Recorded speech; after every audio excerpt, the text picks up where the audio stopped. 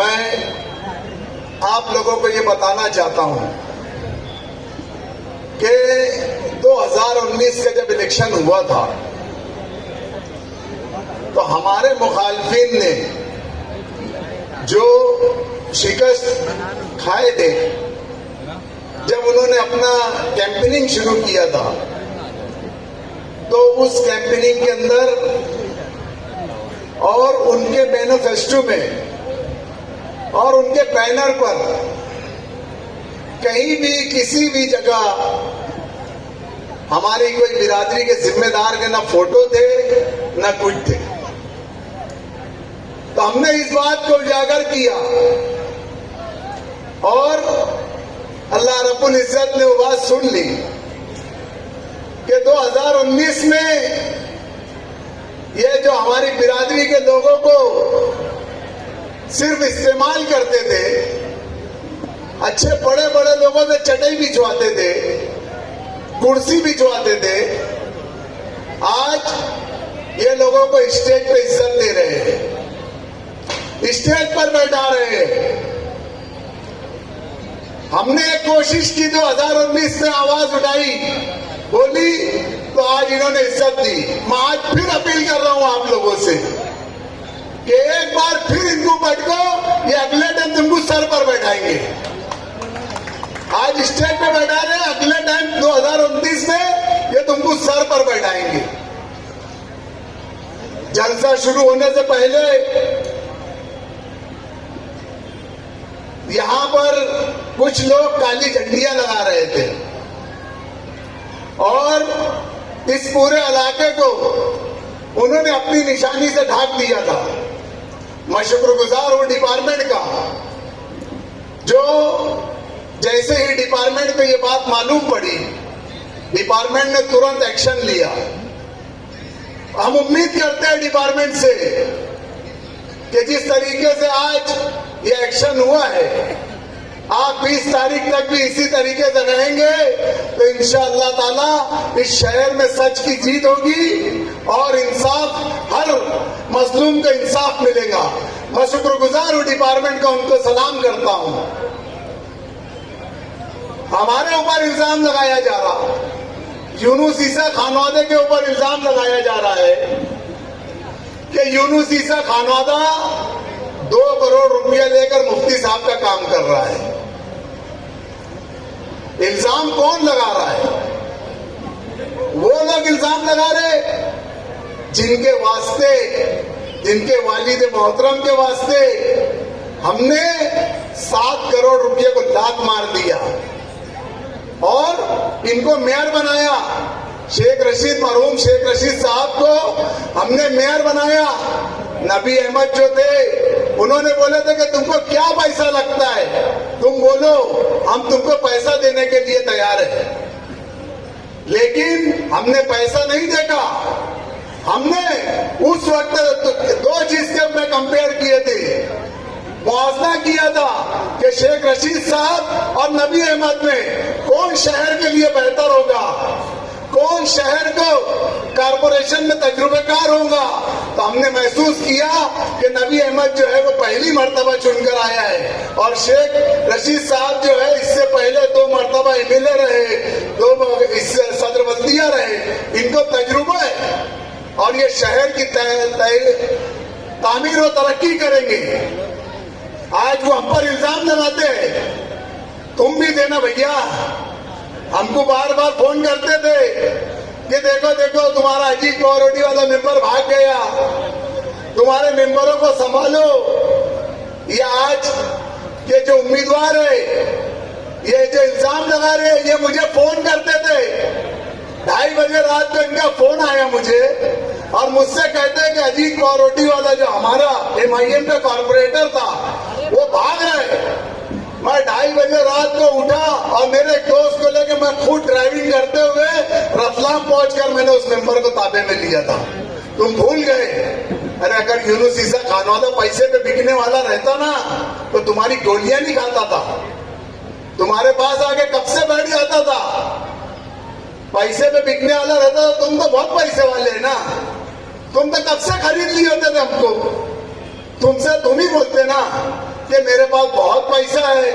यही 5 साल पहले ये मालेगांव स्कूल से तुमने बोला था कि अभी बोलते हैं मेरे पास बहुत पैसा है, अल्लाह का करम है, इतना पैसा है कि बोलो पूछो मत, जो बोलेंगे जैसा बोलेंगे।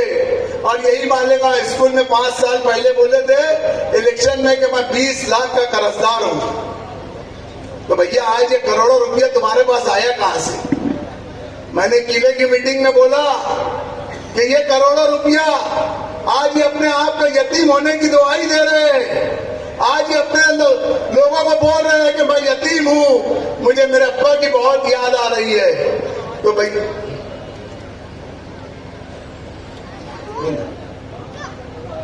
आज ये बोल रहे हैं कि मेरे अब्बा की मुझे बहुत याद आ रही है, मैं यतीम हो गया हूं, मैं दुर्रा यतीम हो गया हूं। तो जरा बताओ भैया कि ये जो तुम पैसे की रेल पेल कर रहे, ये 5 साल में कहां से लाया तुमने?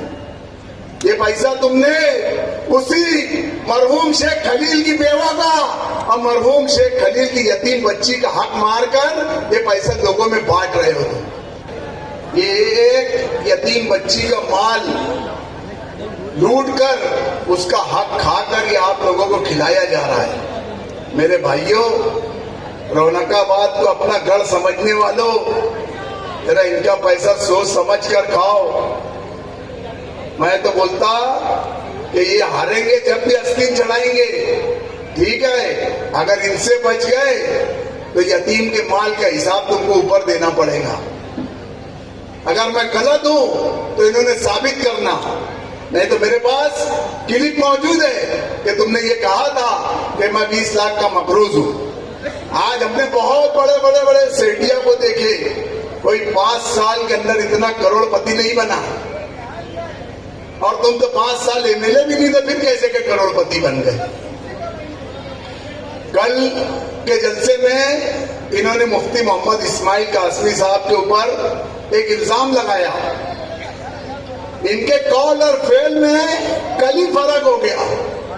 पहले तकरीर करते करते बोले कि मुफ्ती साहब जो है शिंदेगढ़ से उन्होंने तोड़ी कर लिए, शिंदेगढ़ से पैसा ले लिए।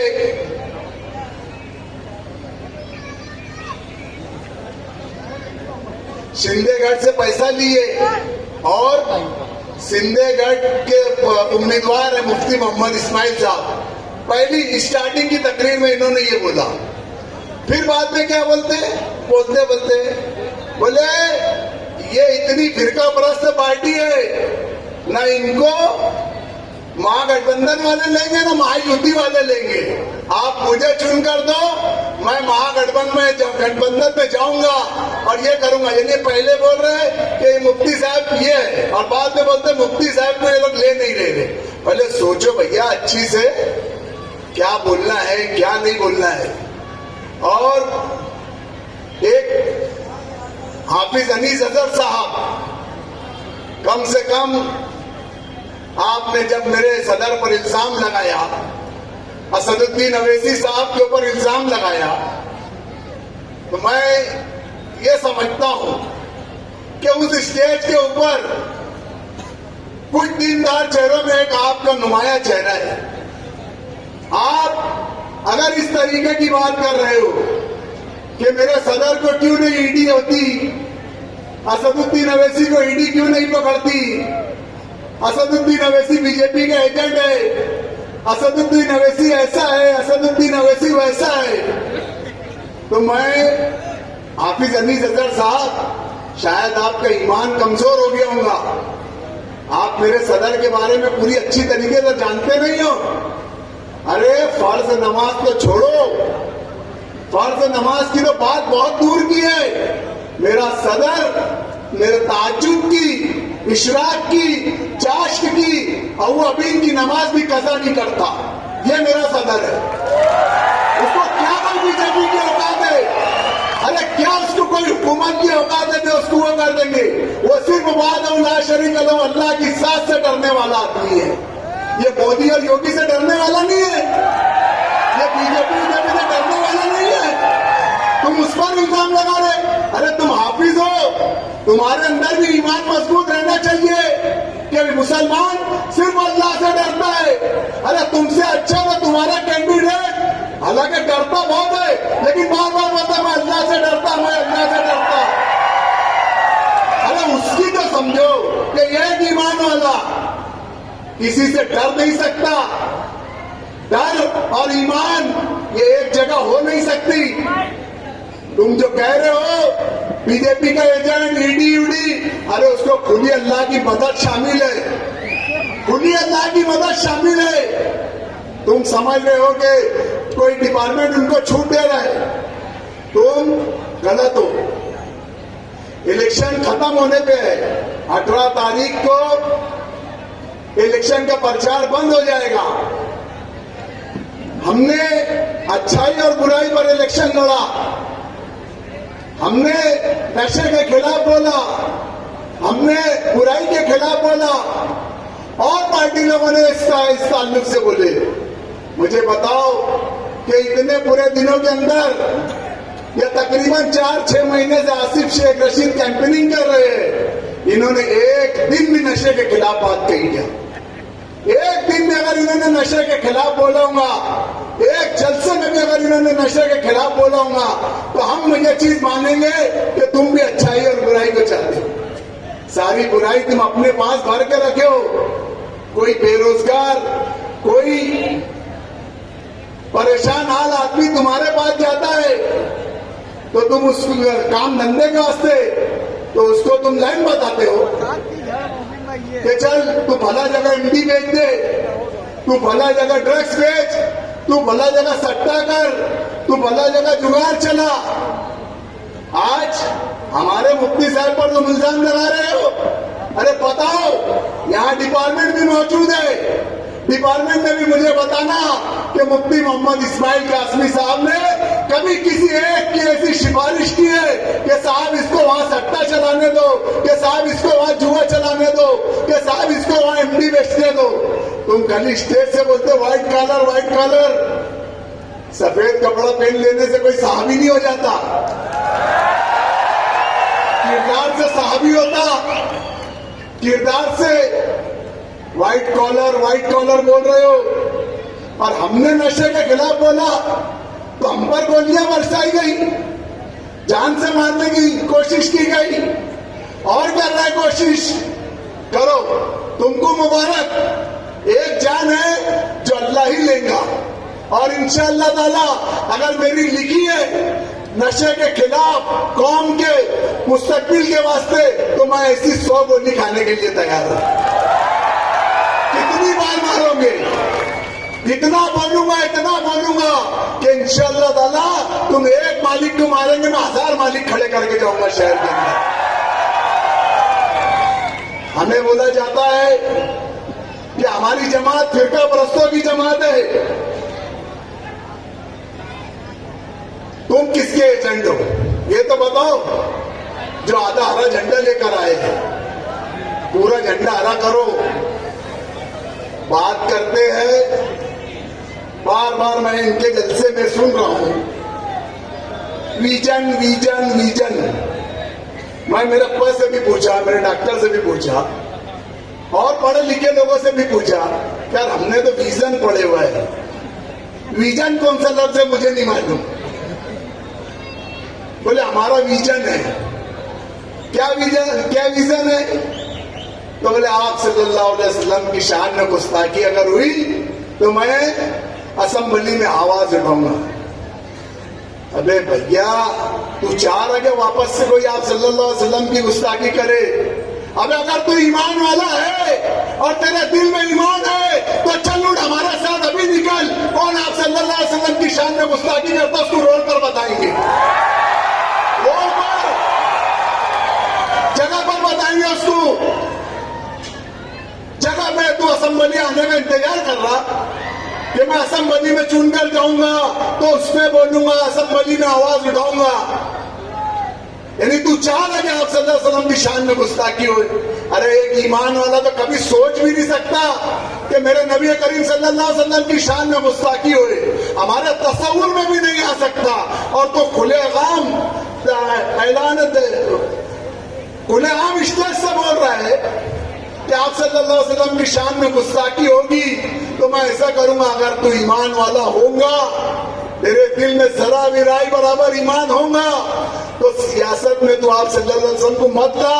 हम तस्वुर में भी एक ईमान वाला आप सल्लल्लाहु अलैहि वसल्लम की तस्वुर में भी उनकी गुस्ताखी नहीं सोच सकता। हमें फिरका परस्त बोला जाता है, हमारी जमात को फिरका परस्त बोला जाता है, असदुद्दीन अवैसी को फिरका परस्त बोला जाता है, अकबरुद्दीन अवैसी को फिरका परस्त बोला जाता है। हाँ, चलो हम फिरका परस्त है फिरका परस्त। अगर दबे हुए मुसलमानों के खिलाफ आवाज उठाने वाला मेरा लीडर आवाज उठाता है तो मैं फिरका परस्त हूं। अगर मेरा लीडर दलितों के खिलाफ आवाज उठाता है, दलितों के ऊपर जुल्म होता है, उनके खिलाफ आवाज उठाता है, तो हम फिरका परस्त है। मुसलमानों के ऊपर मॉब लिंचिंग होती है तो कहीं आवाज उठाती है तो मेरा लीडर बोलता है, तो अगर वो फिरका परस्त आप मानते हो तो हाँ है फिरका परस्त। डबल सीए के कानून के खिलाफ या किसी भी ऐसी हरकत के खिलाफ अगर हमारा लीडर बोलता है तो हाँ फिर हम फिरका परस्त है। अपना दिमाग सुधारो, हम यही अपील करेंगे। मैं आखिर में इस वार्ड के, इस इलाके के और पूरे शहर के लोगों से ये अपील करता हूं कि आप को इस मर्तबा सिर्फ और सिर्फ मजलिस इत्तेहादुल मुस्लिमीन, जो अव्वल रोज से नाम था मजलिस इत्तेहादुल मुस्लिमीन, वो अभी तक कायम है, बदले नहीं। झंडे छुपा के रख दो, बोले नहीं, ना बोलेंगे। जो लड़ने वाली जमात है, ये शहर के अंदर अगर आप तरक्की चाहते हो, तरक्की से बढ़कर अगर आप इस शहर के अंदर अमन चाहते हो, सुकून चाहते हो, सलामती चाहते हो कि अपने बच्चे सलामत रहे, अपना मुस्तकबिल सलामत रहे, तो बचा लो इन लोगों के हाथों से शहर को, वरना हमारा ये शहर ये बर्बाद कर डालेंगे। इन्होंने पूरे शहर को खंडर बना दिया। ये मेयर थे, ये अपने आप को बोलते हैं कि मेरा 5 साल बेमिसाल, तो भैया बाकी 35 साल चूल्हे में डाल गया। 5 साल बेमिसाल तो बाकी 35 साल चूल्हे में डाल। इन्होंने पूरे शहर को खंडर बना दिया। आज हमारा शहर दिख रहा है कि शहर खंडर हो चुका है, जो लेकिन जो नस्लें खंडर हो रही है ना, वो नहीं दिख रही है। हमारी नस्ल तबाह हो रही है, हमारी नस्ल को बर्बाद लगे, मूसा दीमक लग चुकी है नस्लों को। नस्लों को अगर बचाना है तो हर चीज से, हर उससे उड़कर चुनकर मुफ्ती साहब को वोट देना है। 23 तारीख 20 तारीख के दिन इलेक्शन है और इंशाअल्लाह ताला 23 तारीख को रिजल्ट रहेगा। ये बोलते हम चुनकर आएंगे, देखो इनकी तारीख में भी चुन के आने में 2 और 3 है और हमारी भी तारीख में चुन के आने में 2 और 3 है। तो एक ही तारीख पे तो 2 लोग चुन के नहीं आ सकते, तो 23 को हम चुन के आ जाते, 2 आगे कर लेते, 3 पीछे कर लेते। 32 को तुम चुन कर आ जाओ, 3 आगे कर दो, 2 पीछे कर दो, जाओ तुमको भी खुश। 32 तारीख है, तुम 32 तारीख को चुन कर आ जाओ। मेरी माँ बहनों से अपील है, गुजारिश है कि किसी के बहकावे में मत आओ, बिरादरीवाद के उसमें मत आओ। अच्छाई और बुराई का इलेक्शन है। अल्लाह के नबी सल्लल्लाहु अलैहि वसल्लम ने जब किसी कबीले के अंदर किसी सदर का इंतखाब करते थे तो वो ये देखते थे कि इस कबीले के अंदर किस शख्स के अंदर कुरान मौजूद है। जिस शख्स के अंदर कुरान मौजूद रहता था, मेरे प्यारे नबी करीम सल्लल्लाहु अलैहि वसल्लम उस शख्स की भी पहले इंतखाब करते थे। तो जो हमारे नबी करीम ने किया है, जो रास्ता हमें बता के गया है, उसी रास्ते पर हमको चलना है। ना कोई बिरादरीवाद पर, ना कोई जातिवाद पर, बस सिर्फ और सिर्फ एक बात पर कि तेरा मेरा रिश्ता क्या, अरे तेरा मेरा रिश्ता क्या, अरे तेरा मेरा रिश्ता क्या, ला इलाहा इल्लल्लाह। बस इस कलमे की बुनियाद पर 20 तारीख को पतंग निशान पर वो अक्सरियत है। यही बात करके अपनी बात खत्म करता हूं।